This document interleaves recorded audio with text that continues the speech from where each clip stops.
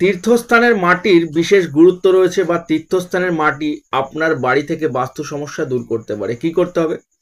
আপনার বাড়িতে কোনোভাবেই উন্নতি হচ্ছে না, যে কোনো কাজে যাচ্ছেন সেখানেই ব্যর্থতা মিলছে, হাজার ইনকামের পরেও সেভাবে উন্নতি করতে পারছেন না। কি করতে হবে?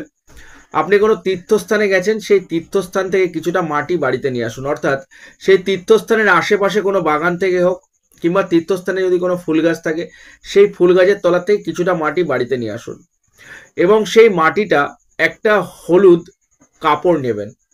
সেটা নতুন কাপড় হতে হবে এবং সেই কাপড়টায় গঙ্গা জল ছিটিয়ে শোধন করে সেই তীর্থস্থানের মাটিটা কাপড়ে মুড়ে আপনার বাড়ির আলমারিতে হোক কিংবা ক্যাশ বাক্সে হোক বা বাড়ির উত্তর দিক কিংবা উত্তর পূর্ব কোণে সেই হলুদ কাপড় জোড়া মাটিটা রেখে দিন। নিশ্চিত রূপে আপনার বাড়ি থেকে বাস্তু সমস্যা চিরতরে দূর হবে এবং আপনার কর্মক্ষেত্রে উন্নতি হবে, আপনার জীবনে সফলতা আসবে, বাস্তুতে নেগেটিভিটি চিরতরে দূর হবে। করে দেখুন, খুব ভালো উপকার পাবেন।